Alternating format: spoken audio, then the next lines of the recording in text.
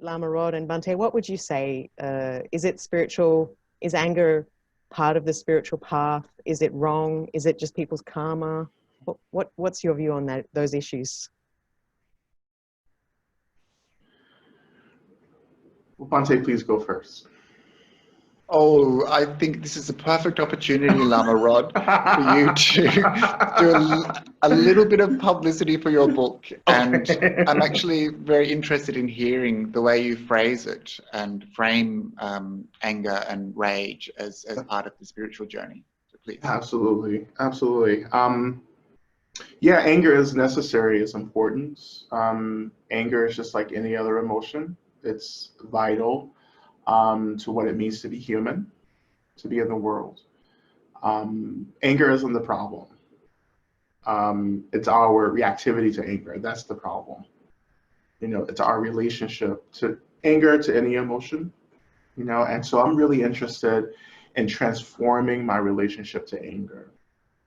And that has been the heart of my Dharma practice, particularly around emotionality. I want to transform relationships.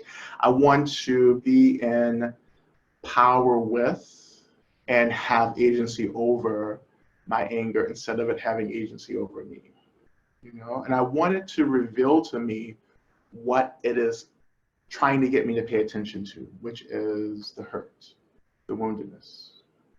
And I knew that growing up in a Southern Black community, really within just the heart of like very racist activity, I knew that the anger that I saw around me was really about sadness. It was about hurt. It was trauma. It was about always being denied access to resources, to financial resources, to medical care, to mental health care, which are still very prevalent issues that we're fighting against right now. So anger, can be used to benefit as well. We have to understand on a social level that anger is always pointing to something that's wrong.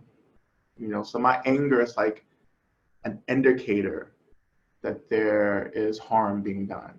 Particularly within, talk about Sangha, spiritual communities, there is harm being done.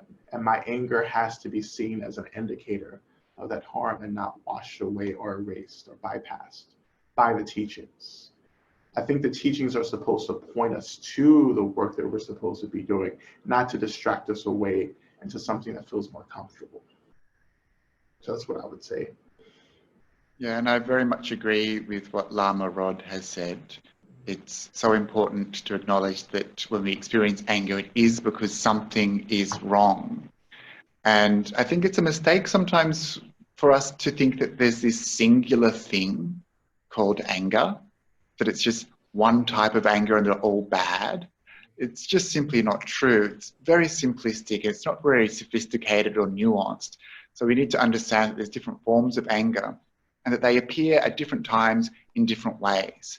So the kind of spontaneous anger that you experience if someone bumps into you and hurts your body, that's a lesser kind of anger than the kind of deep-seated rage and bitter and twisted hatred that you nurse in your heart for someone who hurt you years and years and years ago. And there's also a different sense of anger caused by injustice as well, because that's a feeling that, it doesn't have to be this way, and yet here these things are that are happening and they're hurting. So that's important to acknowledge. Some people say there's no such thing as righteous anger in Buddhism, and perhaps that's true, but at the same time, this anger can be a very useful galvanizing force that helps us to create better, more just, more fair situations for us ourselves and also for society generally. And I think the other thing I'd like to just briefly comment on here is that we don't need to hold on to this anger. It's not permanent. So when people are like, oh, anger is really bad, and it's like, I'm not holding it forever. Anger is part of a process. So we might experience some anger at the beginning of a situation or because of a reason, and we use that as a way to transform it, as Lama Rod says. And one of my favorite suttas, the Lekha Sutta, which is in the Anguttara Nikaya 3s, talks about 3 types of anger, 3 types of people that can be compared to an inscription. And the first is the kind of inscription that's etched into a rock. You know, it's very deep, stays there a very long time, you know, doesn't get easily eroded by wind or anything like that. It stays there a long time. So this is the kind of person who holds onto anger. Second type of inscription is the inscription drawn in sand. You know, this is easily erased by the wind, easily erased by the water. And so this is a person who doesn't hold on for too long. Eventually they let go. And then the last type of person, the last type of inscription is the line drawn in water. So as quickly as it appears, it disappears. And this is an ideal, of course, but we can understand that the point isn't to hold on to that anger forever. We understand the way it feels inside. Creates a lot of bubbling, disturbed energy inside. And it's possible for us to acknowledge that that is harmful to us as well as others. So we understand that it's there, but we understand why it's there, and we understand how we can let it go. Thanks, Lama Rod and Bhante. I think it's also important to understand that suppressing our emotions, especially anger, can lead to ill health. You know, we don't want to either act out in a harmful way, nor do we want to suppress. And anger is often a sign that something is wrong, that our boundaries have been crossed, that we're being abused in some way. Of course, you know, the flip side of that is there are men's rights activists who are angry that women get to leave them, and they feel that those women, you know, should be physically restrained or oppressed. There are Christians who are angry that gay people get to get married. So it's about questioning, like, where is the real harm, you know, and examining, like, is my anger prejudiced or uninformed? Have I misunderstood the situation? Am I using wisdom, or, you know, is something really unhealthy here? Because it can so often happen in all religions and in Buddhism that we get into this groupthink, and that's how abuse happens. You know, when we don't examine our own, we're not rational and examining our own boundaries and what's healthy. Also, a lot of the time with gaslighting, you know, there's a Davo thing that happens, which is, you know, somebody tries to get you upset about an issue of justice, and then they say, aha, there's your anger, you're a bad practitioner. And they try to dismiss what you're saying because you're angry. And they also transfer victim and perpetrator. So, you know, they'll say, oh, angry feminist, you hate men, therefore, bad Buddhist. Or, oh, angry person of color, you're a bad Buddhist, and therefore what you say has no truth. You know, it's like, why do you need this identity to be queer? You're holding on to yourself. You're not a good practitioner. And that's just a way of maintaining white hetero privilege. You know, that's their fragility in maintaining their system of privilege, and, you know, so that they don't have to address what we're making them uncomfortable about, you know. Anyway, so there are lots of questions here. Where to begin? Okay, so I am aware of lay teachers identifying as LGBTQIA who are advised not to speak about their gender identity, renounce their attachment to sexuality. Is this possibly a skillful means of reducing obstacles on one's spiritual path?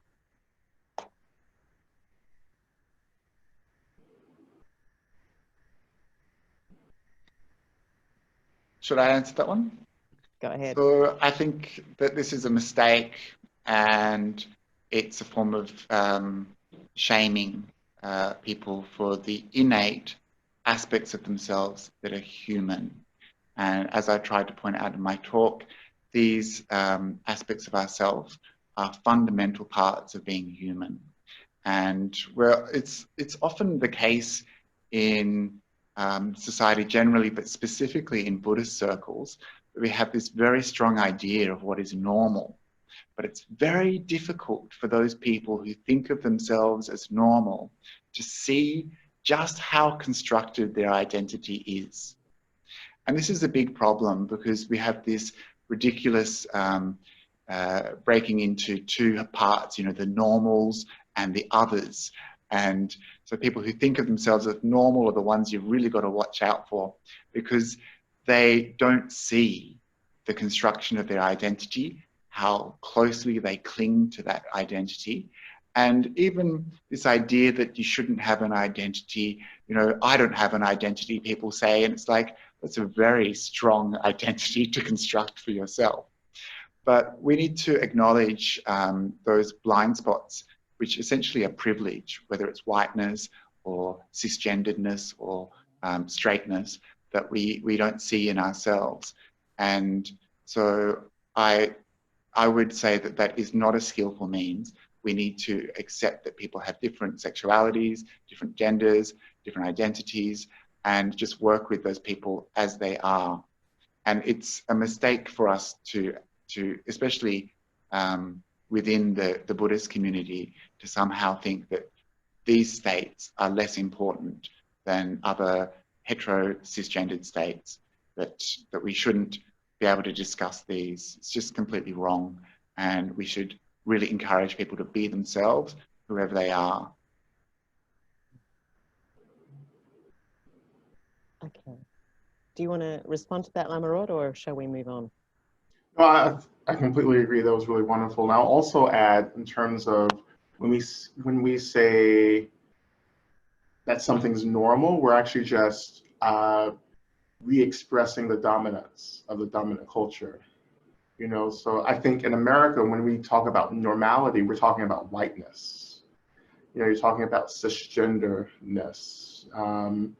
You're talking about heteronormativity, so forth and so on. You know, because those are the dominant kind of behaviors, attitudes, and beliefs in the culture that we're trying to disrupt. You know, and trying to move into queerness, into fluidity, into openness, and so forth. Yeah. Thank you. So I found that Buddhist centers in both Australia and America, and to a certain and also in Europe, are mostly the dominated by white, upper class, affluent people. And, you know, sometimes they're not completely open spaces for people of color or, you know, people from other more marginalized groups or smaller communities. Lama Rod, what would you say that we could do to try and open up those Dharma centers and make them more inclusive? But also to, what can I say? I mean, why, you know, why, it sounds stupid to ask this, but why should Buddhists give a damn about people who are not like them? Yeah. And about poverty, and, you know, because I think in the West, we view Buddhism as a very individualistic practice. We come, we sit, we find peace, and we don't think about anyone else. And that's so problematic, because in Asia, actually, Buddhism, the Sangha, the community is a really big part of that. Exactly. And in the West, it's not. And we're not as socially engaged as, like, you know, humanist Christians. Yes. We're very privileged, and we don't do a lot. What would you say to that? Yeah, absolutely. Well, you know, in the West, Buddhism was funneled into the white dominant, moneyed class. You know, and so it took on, Western Buddhism took on the aesthetics of what made that class of folks comfortable. You know, and so of course that became like the dominant expression of Buddhism, which was individualistic and quiet and meditation based. You know, and you don't necessarily see that as the main expression of Buddhism when we go to Asia, right? When we train and practice in Asia, and so at this point in my life, I'm not interested in reforming meditation centers, because that becomes intense emotional labor for those of us who are representing marginalized communities in the Sangha. You know, and I've seen it over and over again. I've been in that position myself as, well, you know, you're Black and queer, so it's your job to actually be on the diversity committee and do the inclusivity work. And I just find that to be very violent. I find that to be an expression of racism and homophobia, queerphobia, and just really not compassionate at all. And so I decided, I really just decided to create the communities that I wanted to see, you know, and I advise other folks working in Sanghas around inclusivity to actually leave, to reinvest their energy in creating communities that reflects them, you know, and I think that's just a better investment in our energy, you know. And in terms of like why we should care, well, you know, I think that many communities actually haven't really fully actualized compassion yet. Compassion is just something that's very performative. I think part of that performativity is around kindness. We think kindness and compassion are the same thing. It's actually not. Authentic compassion puts us into solidarity with those who are less privileged, who are marginalized, you know.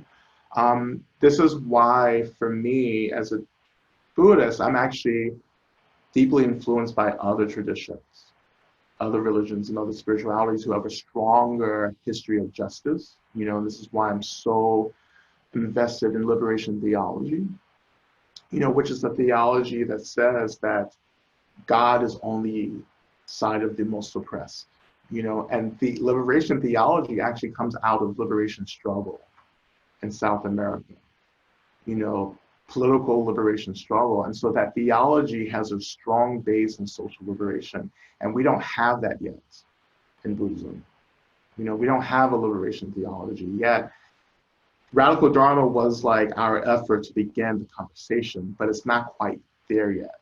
You know, so we have, I think we won't see the Dharma that we will see in the West until Dharma begins to reflect all of us in our individual communities, and it definitely begins to reflect the communities that are actually consciously being marginalized from the dominant spaces. So, Well said. In Australia, Buddhists are 2.3% of the population, which is a really small amount. And I think many of those Buddhists are kind of nominal Buddhists, so not necessarily practicing. And so just thinking about this idea of, you know, whether you should engage in order to change, which sounds like quite a quaint notion now, but was quite radical, this idea that you should, from within an organization, from within institutions, try to change. So I agree with what Lama Rod was saying, which is, you know, just go and start your own communities.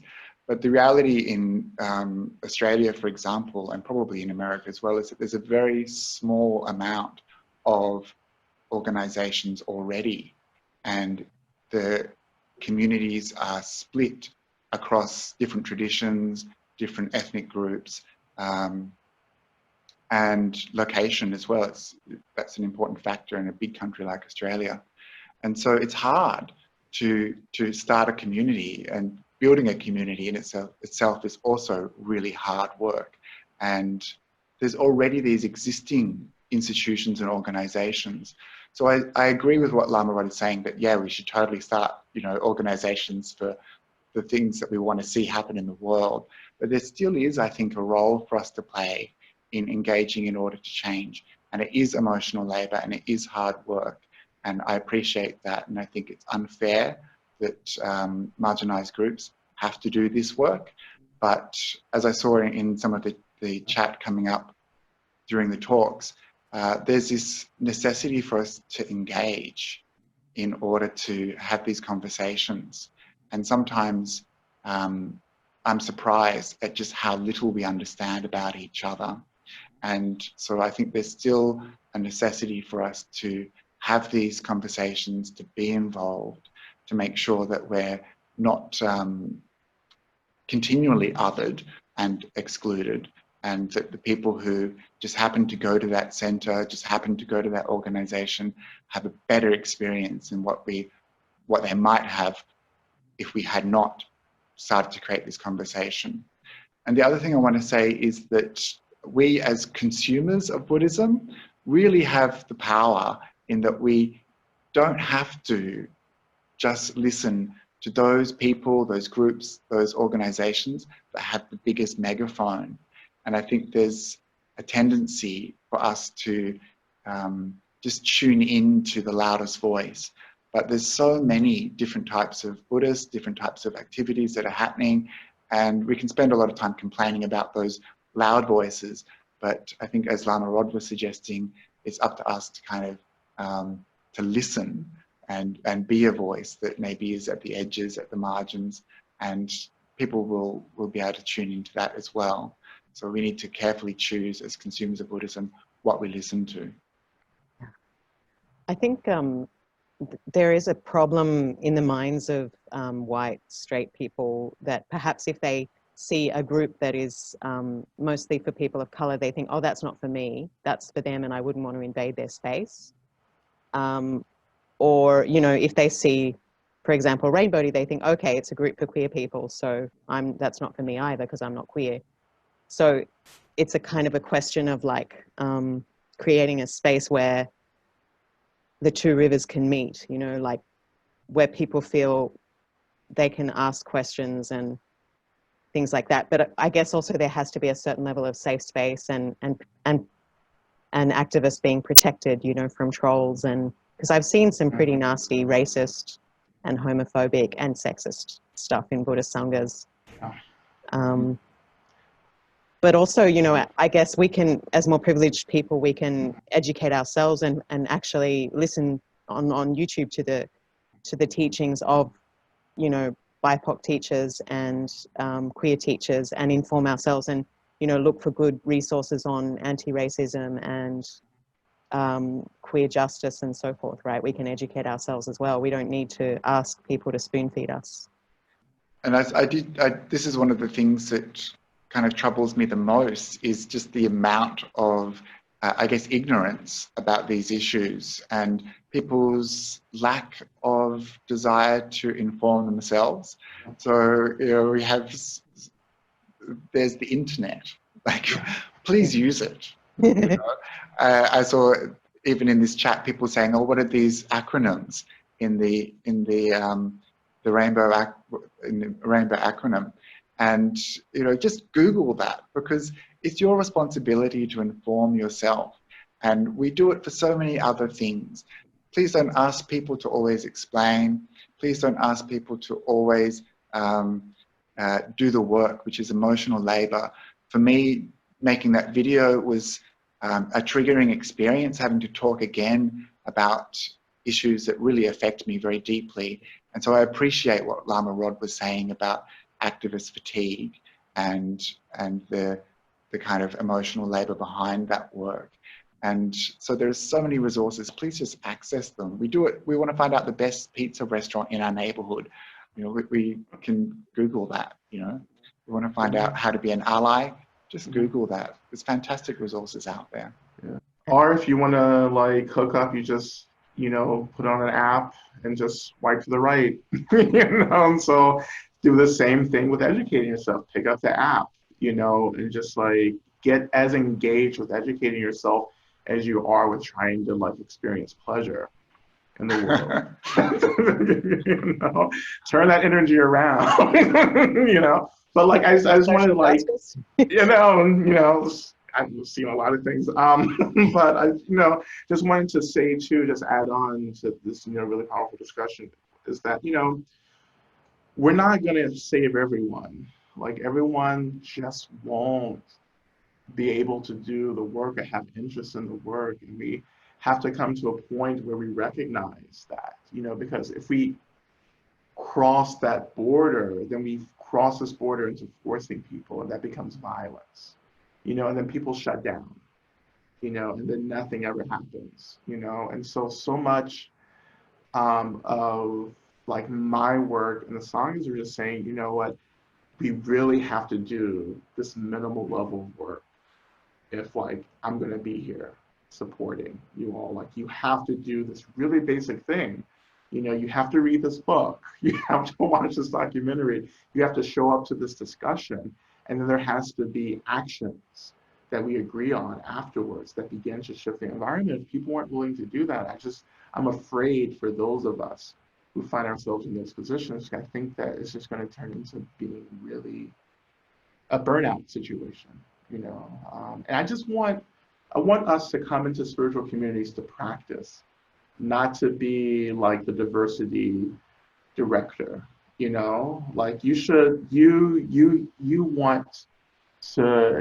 able to practice just like everyone else. And when you're not practicing, then I really have to ask you, well, why stay?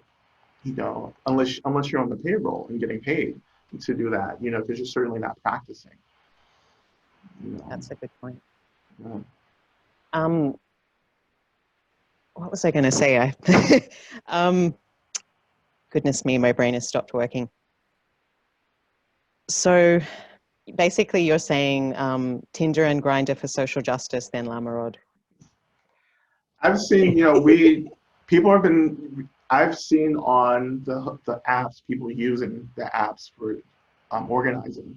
There's a lot of like Black Lives Matter stuff that people are putting on hookup apps, you know, on like, people may put up like pornography as a post, and then once you go and click the comments, it's all social justice stuff. It's all support this group, support that group, read this book, follow this person. I think it's really, you know, quite clever, you know, what's happening in different communities around organizing right now.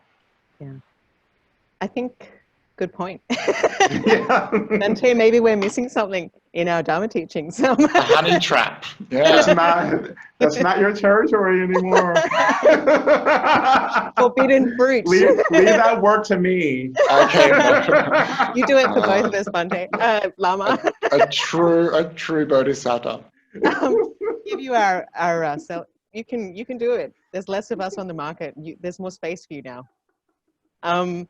So, you know, part of being an ally, I think, is also listening more than you speak. You know, I find as a woman, a lot of men comment and say how they think it is for us, you know, rather than listen. And I'm sure that happens with racism and queerphobia too. Like, people are telling you how it is and questioning your lived experience.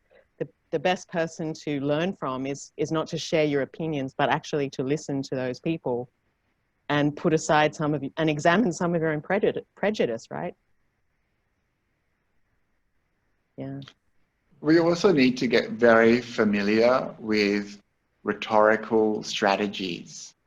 So we need to speak the language of rhetoric, in that we need to be able to pinpoint the kind of arguments people are using and already have some defenses lined up. And this is something that we need to do because we constantly experience the same kind of, I guess, lines of attack from trolls or even from interested people, from well-intended people also. And these things can be very harmful. And so for me, it's easy to just break these patterns of behavior down into types so that I'm not reacting on a personal level, but I just understand, oh, this is the strategy that they're using in this conversation. And this kind of means this is where they're at with this idea or this concept. And it allows me to go, oh yes, but you're just using this. So here's another way you can think about it like this. This is something that we need to do, I think, as activists, because these conversations are incredibly predictable. And that's part of the problem. Yeah, it's like what I always say is that, like, I haven't heard anything new about racism for a while, you know, or queerphobia. It's like the same things over and over and over again. And as activists, this is why I'm really an advocate of the education piece, where we can get together in groups, you know, and just really like teach each other actually how to respond to these same old arguments over and over again, you know. And I think that's incredibly important for our practice too, as well, because it challenges us to deepen, you know, as we're trying to like really embrace these counter arguments, you know. But you know that it's an old activist strategy anyway. It's like you just, as Bhante was pointing out, you predict what's going to happen, and then you just create the plan, and just throw it out there. Actually, have everything typed up, and so you just cut and paste. When someone comes for you online, oh, here's a passage that goes to that argument. It saves time. Or just block people. You're just gonna.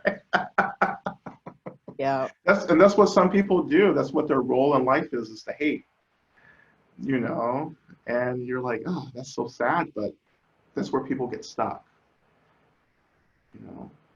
Okay. So perhaps we should move on to another question. Somebody said, being trans caused me suffering because I want a different body, not because of other people, but I had trouble making sense of that in Buddhism. Ultimately, I looked at it like keeping my body the way it was a form of asceticism, and you can't meditate well on an empty stomach.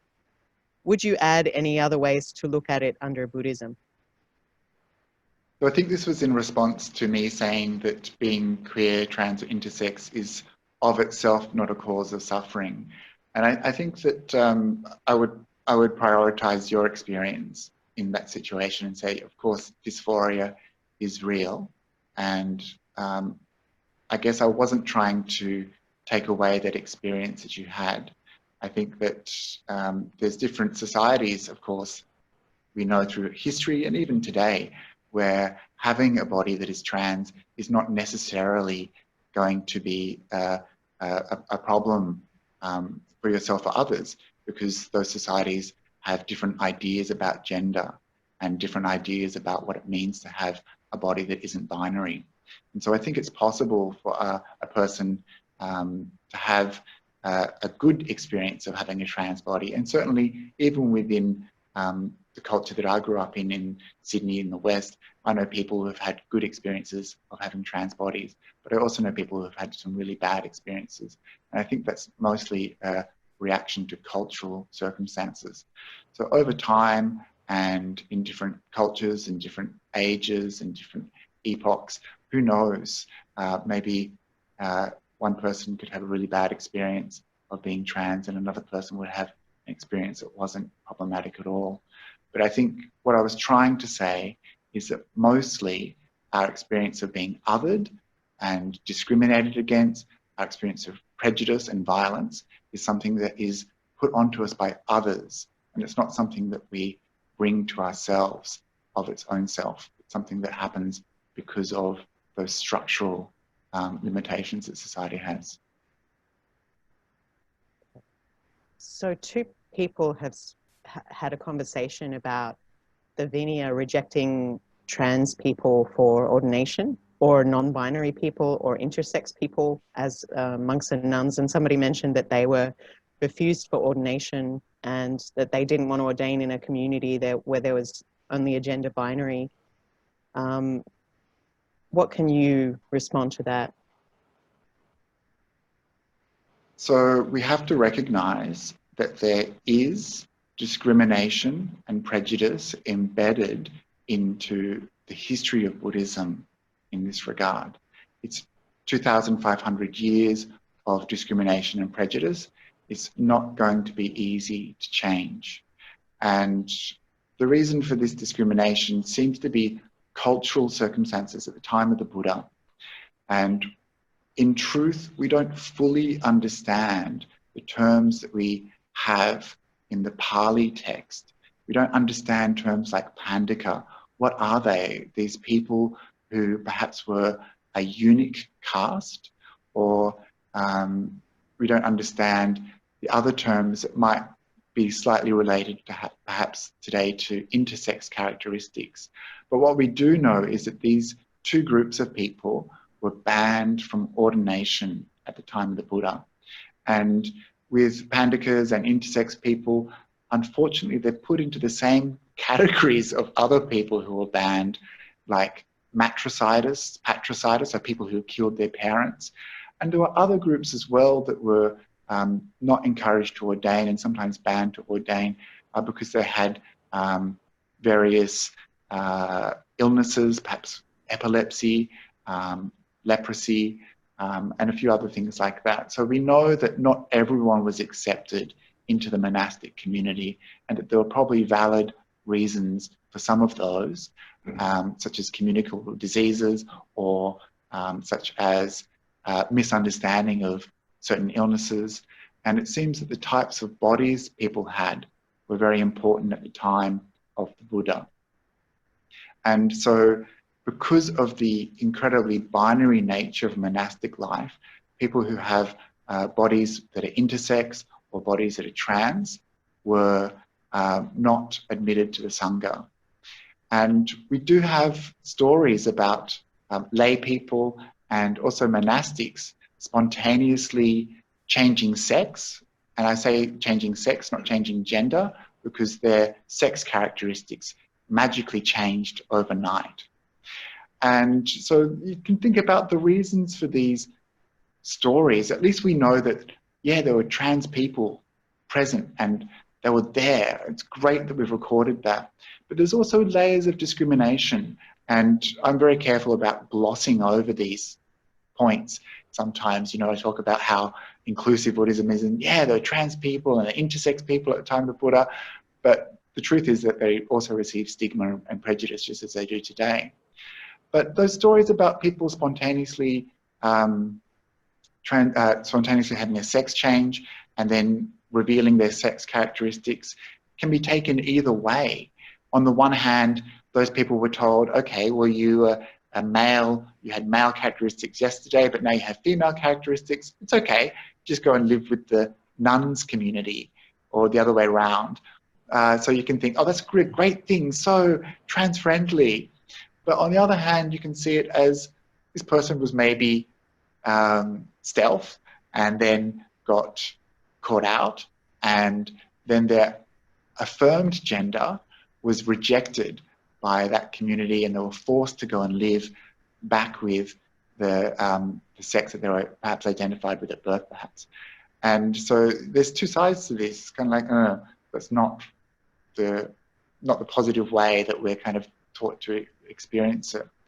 But I don't want to talk too much, but the fact is, if you're trans, you can probably ordain. You just need to find the right community. Non-binary, it's a bit more difficult if you don't want to be forced to choose. But I want you to know that there are non-binary monastics out there in the world. There are trans monastics out there in the world. And the very first person to ordain in the Mahayana tradition as a bhikkhu was in fact a trans man. And that person was the first trans man who was medically assisted, the first medically assisted trans person in the West. And it's just important to acknowledge these kind of histories. So, but we need to find the right communities. Unfortunately, that's the difficult part. Bhante, could you suggest a Theravadan community that would ordain trans people? I couldn't. That was asked.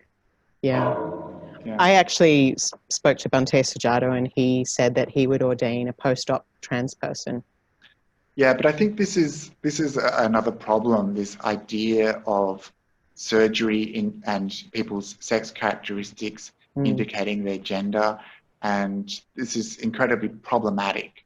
And I think that this conversation needs to be continued with those senior monks and with senior nuns, because sometimes there's a level of ignorance there about what it actually means to be trans. And the idea that someone should have to have surgery to be included is, for me, quite problematic. Do you think it can be done according to the Vinaya? I'm not going to be drawn upon that at this time, but it's a conversation that needs to keep on happening. And Buddhist monastics are a very small part of the Buddhist community, but I want to emphasize that all people should be welcome to participate as fully as possible in Buddhist life. And there's still some barriers to participation for monastics, but I hope that one day we'll get there. So Lama Rod, somebody said, they'd like to hear more about the practice of grieving. Absolutely. The grieving, I call it skillful mourning. And for me, I think it is crucial, and a crucial practice in order to be in the world right now, to actually deal with the deep disappointment of what it means to be moving through samsara, and for me, it's the recognition of sadness, it's the recognition of, the despair, hopelessness. It's the recognizing, the touching into it, allowing that energy to be in my experience, and then actively like allowing that energy to kind of move through my mind. It doesn't mean it's going to move quickly, but I feed that energy a lot of space by just watching, not reacting. And in that non-reacting, I begin to experience. And that experience slowly moves that energy through my experience. It's worse when I try to bypass it, when I try to skip over it. When I try to distract myself from the pain, it just intensifies, So that's the skillful mourning. And whenever I feel the sadness, I actually, in whatever situation I'm in, I actually try to stop what I'm doing and to take care of that energy, giving it space, experiencing it, letting it move through. And I think that for me, something that I've started to do in my interpersonal relationships or when I'm in conversation, when I sense that someone is actually touching into something that feels heavy, feels sad, I actually help them to hold space for it, because I think sometimes when we're in conversations, when something painful comes up, you're like, oh, I'll be okay, I'm fine, let me just like pat it down and get rid of it so we can continue talking or being in the meeting. Instead, a really radical act is to say, you know what, let's stop, and I want to support you and offering space to what's coming up for you in the conversation, or in the meeting or in the presentation. I think we have to push back against the ways in which in our cultures there isn't space for grieving and mourning when it comes up, and I think that begins to also disrupt these systems of violence that really are about, the lack of emotional labor. Like that lack of emotional labor resulting in realities of people trying to bypass emotional energy and often landing in anger and the expression of anger. Because you're angry because you can't take care of yourself. You can't tend to the woundedness. And so if we allow people to tend more to the woundedness, I think we'll see a shift in our cultures and in oppression. Thank you. So somebody else said, what is the general consensus regarding the Theravada Sutra wherein the Buddha says to kill anger? Well, context is everything. So the teachings that the Buddha presented us with on anger are given to particular people at particular times. And this is something that we need to remember with Buddhist teachings generally, is that these were conversations with people who are at a particular place in their life. I think, I don't want to get drawn on specifics of that sutta, but just to generally acknowledge that we can't just take one sentence or one sutta out of context and discuss it as some sort of final, ultimate truth and answer for everything. We need to be much more nuanced than that, much more subtle, much more sophisticated to understand the general tendencies of Buddhist teachings and to kind of align ourselves with those general tendencies. There's a real current of positivity, of care, compassion, kindness, and a purification of the mind that the Buddha points to. But in those particular circumstances where we have the same kind of problem, such as resentment or hatred, that's when those suttas can be helpful to us. But as long as we position that in the general trend, so we don't want to get kind of caught up on this one idea or a particular line and kind of hold fast to it, because that may be a particular view that is useful in some situations but not in others. So yeah, that's just what I'd say, just as a general tendency, how to approach the teachings. Okay. So there's lots of comments here. What do you guys think about the idea of karma?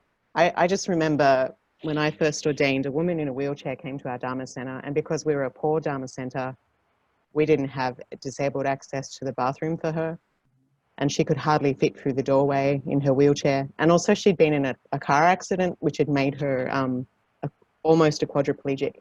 And she said, I gave a teaching on karma because it was an introductory course with a set plan. And she just looked at me and she said, "So you think this is my karma?"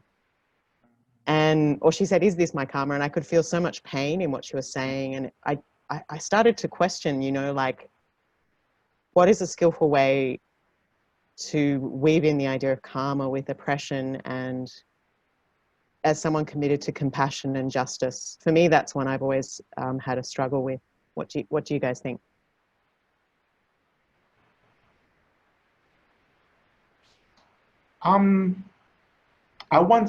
I didn't hear this, but there was a very prominent Rinpoche and the Kagyu school who had a public teaching, and this has been in the past 5 or 6 years, who publicly said that Black people do not have the karma to practice Buddhism. So for me, that question points to the ways in which karma can be weaponized, to explain away actual experiences of oppression and marginalization, and obstacles that are actively being created, and I think we oversimplify karma as well. I just think it takes an incredible amount of study and practice to even get our heads around these introductory teachings of karma, because it can be so easily used to bypass work. Well, you just don't have the karma to be here, so let's not even do it. I'm so sorry that you're struggling with this. Well, that's just your karma, isn't it? It's really violent the way it's used. I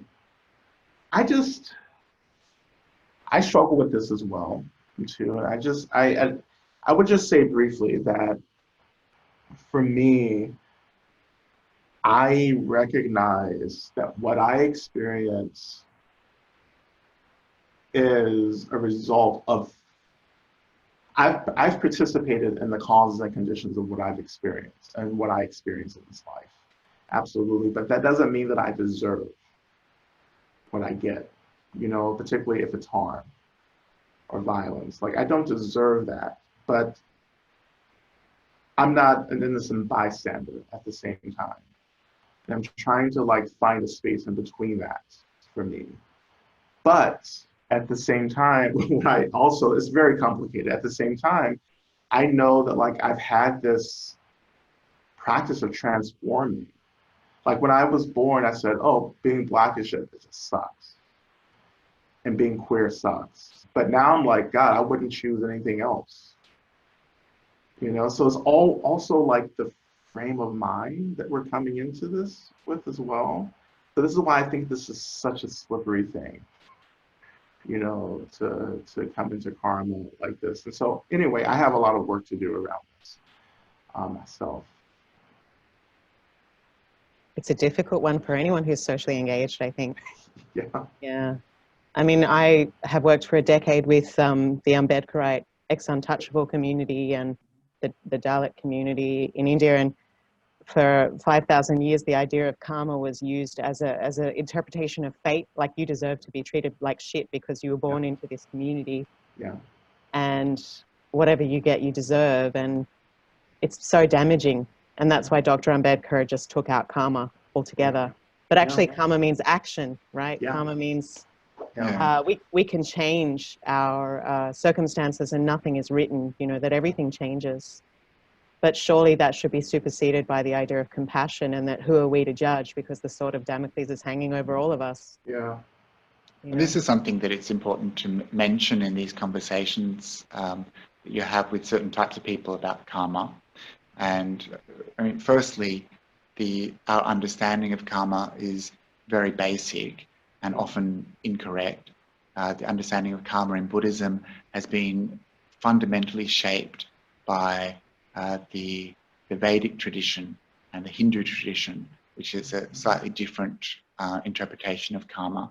So it's important to understand that in Buddhism, when we talk about karma, we're talking about intentional actions.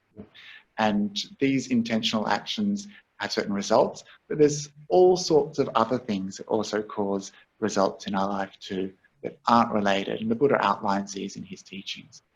But the important thing for us to remember is whatever hand we've got in life, we're intentionally making actions all the time. And this means that if we're callous and hurtful and cruel, dismissive towards other people, and use karma as a kind of weapon or as a tool for harm, then we are in fact creating karma, and we'll experience those results as well. So we need to balance our interpretation with the work that we need to do to make sure that our minds are spacious and full of love and kindness and compassion, not just using the doctrine in order to keep people down or to cause further harm. There's a beautiful word for compassion in Buddhism, which is to be in sympathy with, or to shake with a feeling of empathy. Yeah. And to be in solidarity. So you can't really say that you're practicing spirituality or compassion if you don't actually understand what they most deeply value and what their experience is. And you can't help anyone unless you give them a voice and fully try to listen to their experience, you know. Otherwise it's not compassion, it's patronizing, or it's white savior or whatever. It's not. Sometimes you can harm someone you're trying to help if you don't really understand, and you're not helping as an equal, you know. I think Dorothy Day said, I can't remember actually, maybe it was an Aboriginal activist group who said that I help you, if you've come here to help, we don't need your help. But if you've come here as an ally and you see that your liberation is bound up with mine, then welcome, you know. Yeah. And I think that some people have been sharing some good resources about this topic as we've been talking as well, so it's probably worth checking those out too. Yeah, yeah. So another kind of big issue in the Buddhist scene has been all the scandals of, you know, people abusing their power, and mostly abusing women. But, you know, there have been cases of men being abused as well, or children. And this has really come out in Tibetan Buddhism, with some very powerful teachers being accused of abuse, and kind of exposing the ugly underbelly of patriarchy, and how really there's still a really long way to go in Buddhism. Like, for example, in Tibetan Buddhism, most of the power is still held by Tibetan men, and although we use the idea of dakinis and so forth, it's mostly just lip service, because women don't actually hold real power or have positions of administrative power. And their kind of very nature, the value of their very nature is questioned. Lama Rod, what do you see as a solution to this? I mean, we also have a massive problem with us not really supporting English-speaking monastics at all. You know, they just have a massive disrobing rate, and it's so disappointing. And all of the funds are just sent back to India to the Tibetans, you know, this empire building. Exactly. And I think one of the things that, I mean, this is like one of my frontline issues right now, which is why I'm kind of estranged from my monastery around these issues, as you know, my teacher was also implicated in ethical misconduct, sexual misconduct in our monastery. So that was really hard for our community, and we're still struggling through it. And I've been very vocal and public about it. I think that's the first step, actually, is being vocal and public. It's too much silence. There's so many secrets. My heart broke when I realized all the secrets in my monastery, and I realized how I had been manipulated to be a part of the system that maintained the secrets and the silence. You know, by using karma as a weapon, by saying, oh, if you say something, then you're going to create disruption in the Sangha, and karmically, that's very bad. So you should be quiet, you know, and the ways that we submit to that. I just have to break through that. You know, it doesn't matter if I believe if I'm going to the hell realm or not. The point is, to be a bodhisattva means that I'm standing on the side of what's ethically right. And for me, what's ethically right is to actually point out harm and violence that's being done and to disrupt it, you know. I'm so grateful to have a really strong activist background and to come from, you know, the Black prophetic tradition. I also come from like Black, you know, communist, socialist traditions, you know, where I grew up, where I can just go back and say, no, this is right. Like, I have to do what's right. I have to do what reduces violence and frees people, even if my community says that it's wrong. So speaking out, and the second thing, you know, that I'll just, you know, just offer is that, like, we, as Western communities in the tradition, we have to learn how to be a little more independent. Like, we have to start really, there's a way in which Tibetans hold on to the hierarchy, you know, because I think often they feel as if the religion is the only thing that they have that makes them valuable in the world right now. And if they let that go, then we won't need them. Like, we won't care about the Tibetan liberation struggle. We won't care about communist occupation of Tibet, right? Like, we won't need them. And I feel, my heart breaks with that. I get that. I understand that. You know, at the same time, I want to be free. You know, I want to have agency over my practice and to make decisions, you know, about how I proceed in creating a Dharma practice and a Vajrayana practice that reflects my life, not the life of my Tibetan teachers. It is really hard when the system of patriarchy is so ingrained that everything focuses on the Lama and says that without the Lama there is no path. Guru is Buddha, Guru is Dharma, Guru is Sangha. Also, Guru is the originator of all goodness, and you know, and then behind your back the Lama's abusing women and exactly. And in so many ways.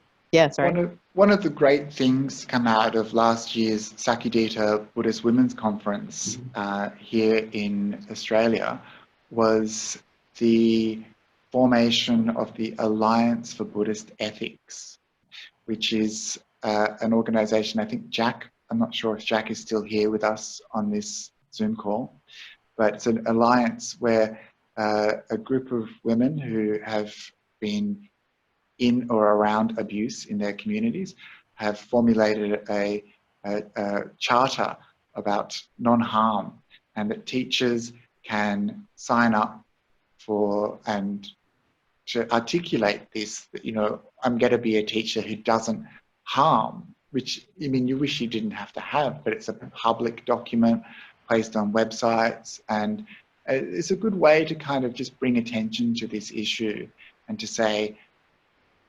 explicitly in our community, these are the values that we have, these are the guidelines that we're going to adhere to, as well as other safeguarding policies as well that are really important, and grievance procedures and strong guidance from people who are informed and know how to handle complaints.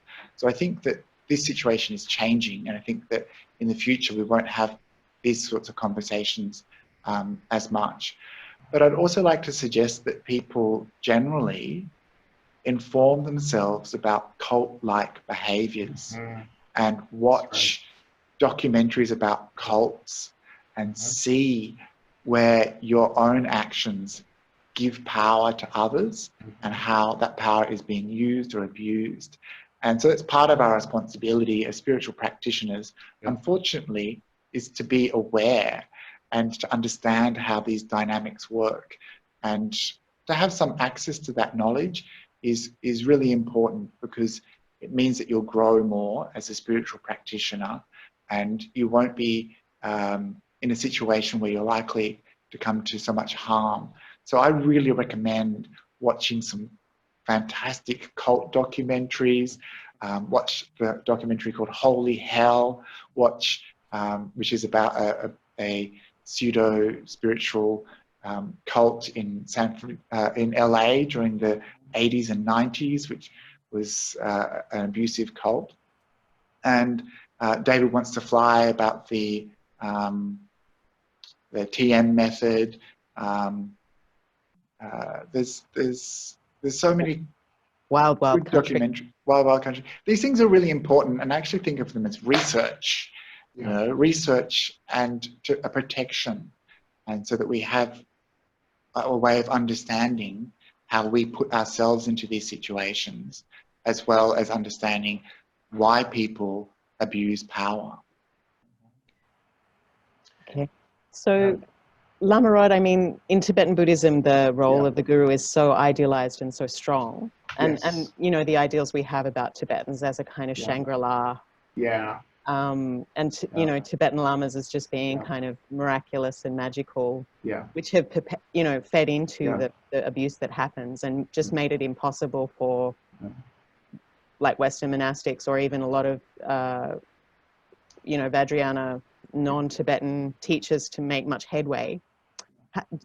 I mean, how do you see a future? Is there something we can do to address this? I mean, without being appropriating, that's the thing. Well, I think that's a really good question. I think, you know, with what I said earlier about actually just leaving the system and starting another thing, and this is what we did with Bumi Sparsha. Actually, that I co-founded with Lama Justin from Boydash, where we were just like, we're just tired. We're tired of trying to educate the lamas, the rinpoches. We're tired of going to India, you know, to try to have these conversations, which we were just in India in January.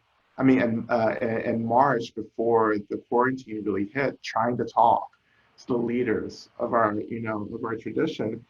And, you know, you just get to this point where we're like, we actually just have to take a stand, and we just have to just do what we feel that we're empowered to do. And we just, that's that level of activism, you know, where I can't actually keep waiting around. I actually have people that need me to step into my role as a teacher and to begin to create communities, you know, where we feel included, you know. And we're not trying to fight with the lineage. We're not trying to, you know, declare war or anything. We're just saying that, like, we have a right to exist and we want to be in power together, you know, because you actually don't get the nuances of our culture, you know, which is why a lot of these abuses keep happening, you know. Plus, and so the guru, and then the guru is just the mirror. Like, and that's my other part with the guru. The teacher should be reflecting back to me my wisdom and my agency. The guru shouldn't be this object of veneration where I'm pouring all my agency into. I'm the one who's going to get me free. I'm the one who has to do the work of liberation. So the guru has to help me to understand that for myself. And so I think a lot of teachers come into the role of teachers, and this is the case for Tibetan Rinpoches, where they're just kind of recognized very early, and they're not allowed to move through a maturation process. Like, they go from being kids to being these authorities, you know, which I think is just really harmful.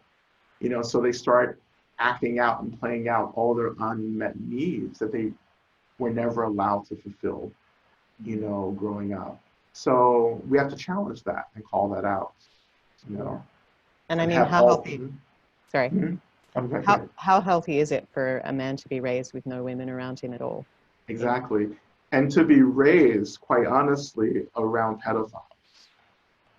You know, I mean, this is the scholarship and the tradition where there's violence that people experience trying to expose, this work, like the reality of the level of pedophilia that happens within monasteries, you know? I knew some Western nuns who got a death threat for trying to just speak out about their frustration at the Dalai Lama not allowing full ordination, even though, he asked them to research it, they did, and finally, when he got all the proof and all the scholarship, he still said no. So yeah, it's a big problem. But I guess, as you say, walk with your feet and look at what your center is supporting, whether it's supporting white heteropatriarchy or not. I saw there's a lot of questions coming up on There are, the yeah. chat. I don't know if we should respond to them. Lama Rod, do you have 5 more minutes? Is that okay? Yeah, absolutely. Okay. So somebody said,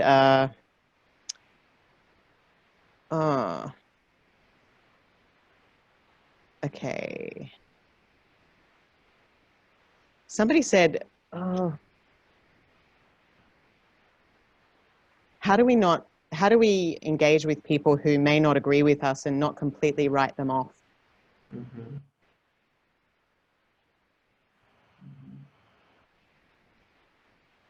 Does anyone want to tackle that one?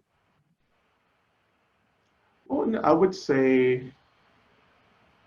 I think compassion is where we turn back into. I can be with someone that I don't agree with, but at the same time, I can also remember that they're human, and that they have needs and wants, and that they're also experiencing suffering, and that their views may come from this place of, I don't know, this may come from a place of suffering, so I just always want to be reminded of that, but I don't actually have to take on their views. When I'm around harmful views, I'm saying, in my practice, I'm just saying, that's yours, that's not mine, and compassion is protecting that space for me. So. And I think one of the dangers that happens to people who are marginalized and oppressed is the desire to convince other people. And this can be a real trap, especially because some trolls are very good at toying with you and will take a lot of joy and relish in stringing you along like a cat with a poor mouse. So there's that aspect that there are very bad faith actors who we engage with. And there's other people who are just simply intolerant and whose views are not likely to change, no matter how hard you come at them with facts or figures or conversational strategies. And it's wise and skillful, and this is something the Buddha actually recommended, to ignore people.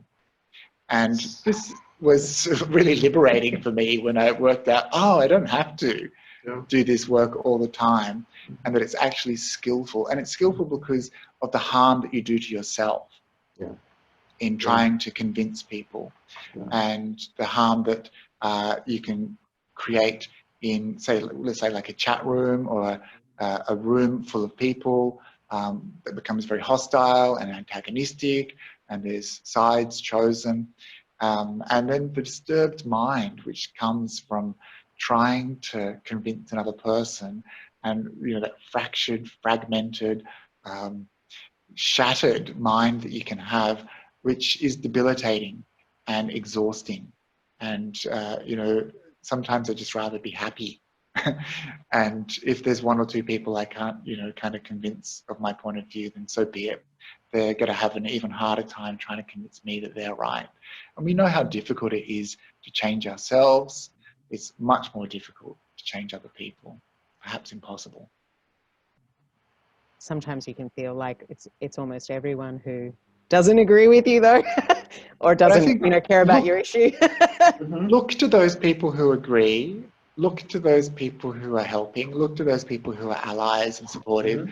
It's another danger that we end up looking to, I guess, convert or convince people, and we feel like we're often at war with the world.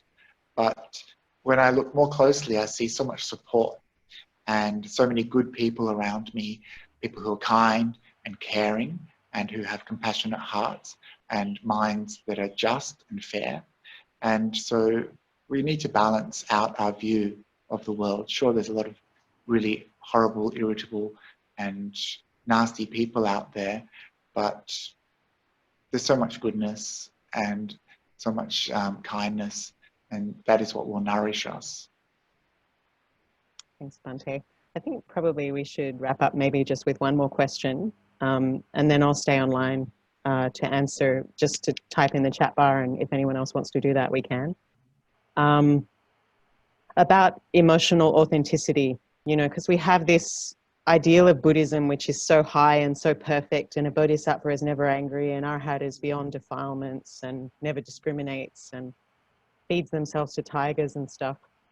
And then we have who we really are. Mm-hmm. And, you know, who we are might be different to the dominant paradigm of heteronormativity or maleness or whatever. Yeah. And Bhante, Lama Rod, I remember you once said that there was a time in your life where you got depressed because you were trying to be a perfect Lama and not an authentic Black queer man. So Yes. how do you guys see emotional authenticity playing out as your role as Buddhist teachers and practitioners? Is it important? How do you know when it's a defilement or when it's actually healthy and something you need to be honest about? Yeah. I find myself, sometimes I feel heretical because I feel as if like sometimes Dharma isn't the first material that I go to, you know, sometimes it's mental health literature, it's, you know, it's something else. And for me, I had to really, when I went through depression, that depression opened the door to practice for me, which I'm grateful for. But when I came into practice, I realized that me being with my emotions was the first time I'd ever truly felt human and grounded and connected to folks. So I never had this idea that wasn't the path once I came to the path, you know, if that makes sense, you know. And so when I became a Lama and was being forced into this role, and a lot of that sadness started coming back up for me, I just said, you know what, I want to be my most authentic self. And if this actually collides with Dharma, then I will choose the authenticity over the Dharma. You know, but I think being authentic is actually an expression of Dharma as well. You know, because if I'm my most authentic self, then I feel in my practice I am at the same time my most least violent self as well. And for me, the reduction of violence is my basic ethic and Dharma practice. Yeah, We have to remember as Buddhist leaders as well that we inherit a huge array of performative stereotypes that we're kind of are foisted upon us by our supporters often. And so we have to perform the authentic version of being human, not the idealized version, if only because that means that our supporters, people we work with in our community, can access that authenticity in themselves rather than this fault-finding, perfectionistic, self-hating self.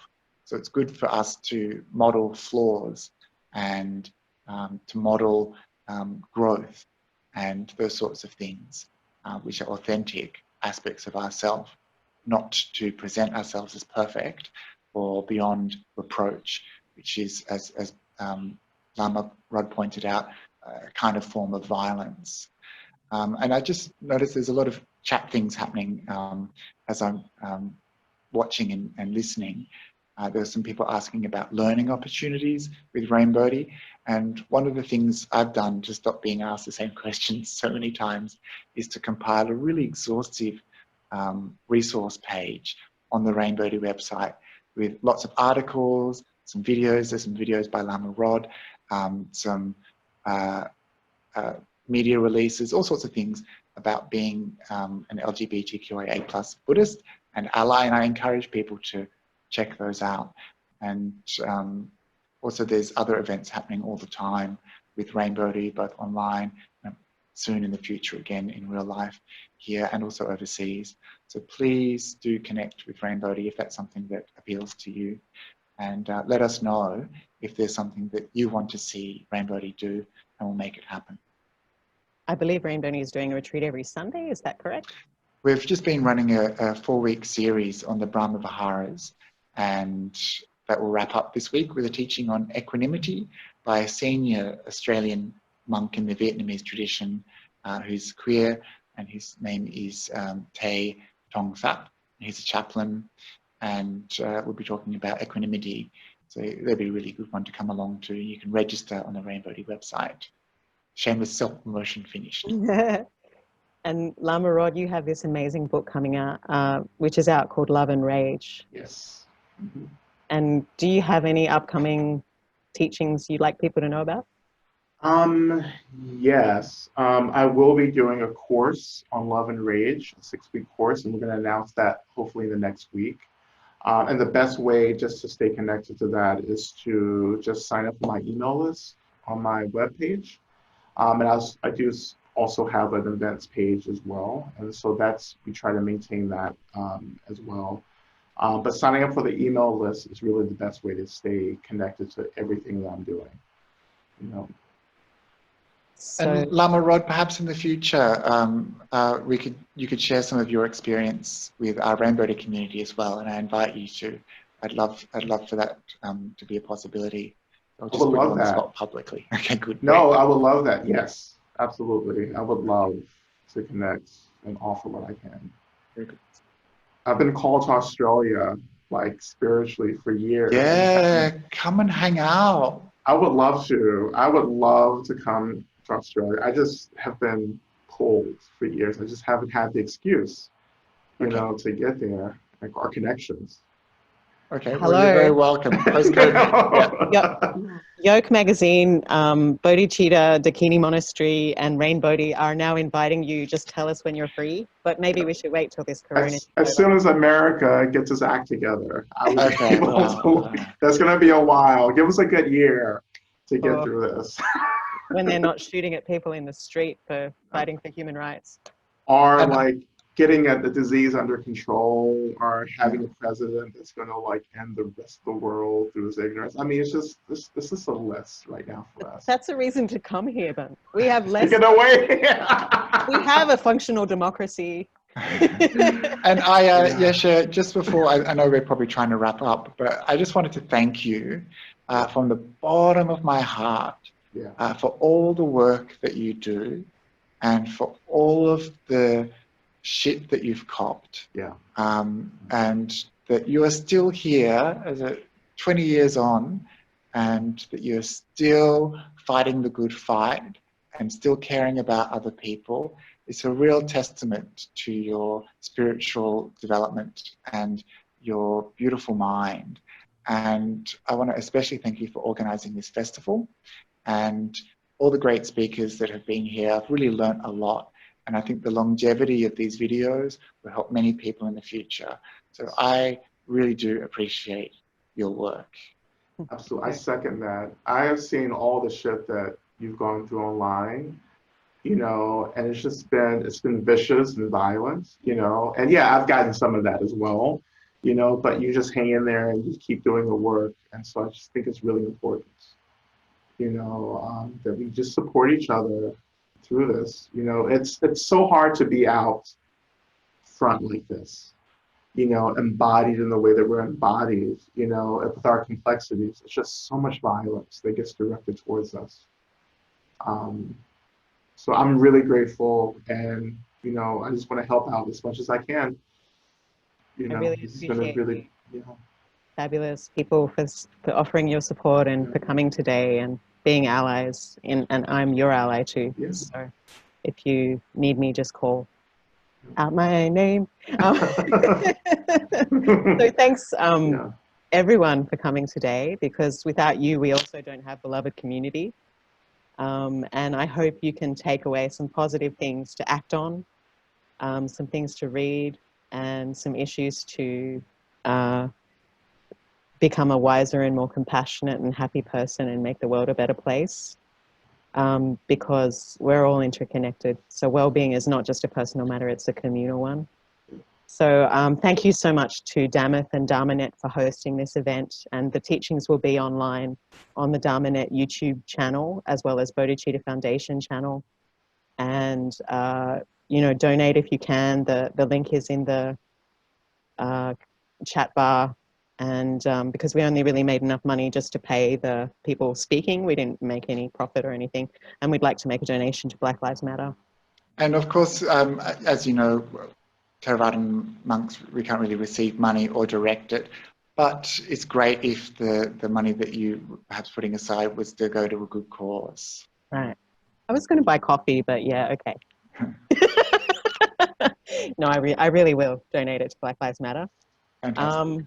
Yeah, so, and if you have any other questions or concerns, I'll go over to I'll stay here online just a little bit responding to the questions, but we'll also be active on Festival of Radical Awakening Facebook and Ayya Yeshe. And we hope to do more of these events in future and build Sangha, because I think we all have a lot in common. And I just, you know, as a kind of borderline queer person, and maybe as a borderline straight person, I just want to say to all our queer friends and our BIPOC friends that we're here for you and we believe in you and we're here to listen to you and we welcome you in our communities. And I'm doing what I can. I'm still pretty stupid and clueless, but I'm doing what I can to, you know, elevate those issues. So may all beings be happy. Thanks so much and take care. Yeah.